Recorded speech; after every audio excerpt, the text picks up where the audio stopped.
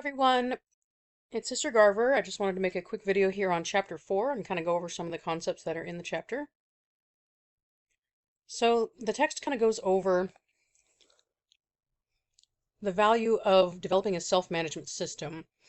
He talks for a little bit about the power of quadrant 2, and this is part of the 4 quadrants activity. And he talks about how quadrant 1 is kind of the urgent, always running around putting out fires quadrant, and quadrant 2 is more of the planning ahead and looking at what you have coming up and getting things done early before it becomes urgent. And he urges people to try and live in quadrant 2. So always be looking ahead, always be working ahead, always be completing things before the due date, before it becomes a stressful thing for you. He talks about a couple of different aspects of his self-management system. He specifically talks about, for him, the value of calendaring. He suggests daily, weekly, monthly calendars. I suggest also a semester-long calendar since you're in school. It makes a lot of sense. If you have dates coming up, deadlines coming up, you want to have all that listed. Some of the concepts that he mentions are the same as what we've talked about in some of the classes. Organization, finding strategies to keep track of everything. There's a lot of different organizational strategies, but the key factor seems to be always writing it down, whether that's in your calendar, your planner, a checklist, a notebook. Find something and write it down, set yourself dates, set yourself reminders, and check on your self-management system often. See, is it working? Do I need to adjust? What suggestions can I get from others? That sort of thing.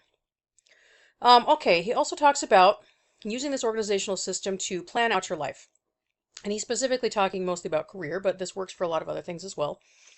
You want to kind of sit down and say, okay, well, what do I need to do in order to accomplish my dream? What are the steps that I need to take? What's my plan? And write out a series of goals, kind of like we did in the life plan journal assignment. Now, if you don't have a dream yet, that's all right. You want to make a plan to find your dream. So you can start by asking, what do I value? What do I enjoy? What kind of working environment do I like? Do I like working with people? Would I prefer to be alone? Do I want to be outdoors? Do I want to be indoors?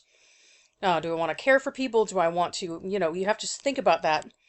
Ask friends and family for your advice, what they think you'd be good at. Maybe take a career test. Just kind of start exploring that. And once you have your dream, make sure to do a visualization exercise fairly often so that you can kind of imagine where you're going, keep yourself all motivated. After you have your plan and your dream and you visualize it, you want to write down some actual goals to really bring that dream to fruition, okay? So you want to write down, okay, what are the steps I need to take? Do I need to complete college? Do I need to go to medical school? Do I need to go to law school? What do I need to do? Write down those goals, set yourself deadlines, and work steadily towards them. Make sure to always be constantly revising your plan and just keep moving forward even if you have to rest for a little bit and to avoid burnout. Remember that positive thinking. You want to always have an encouraging mindset. Live inside a kind head. You want to encourage yourself. You want to motivate yourself. You want to be continually encouraging yourself and believing in yourself.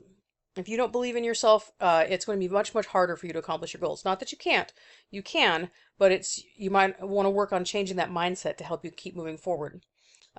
In the text, he talks about it as creating a success identity. So not just that you have success from time to time, but that that's part of your identity. I'm a successful person. I can be successful in whatever I do. He talks about how confidence comes from success. So if you have a history of success with doing something, you know that you can do it again in the future.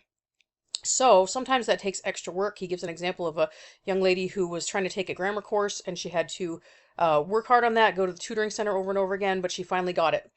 So sometimes it does take a lot more work and a lot more practice, but keep working towards it and you'll become capable in the thing that you are currently struggling with.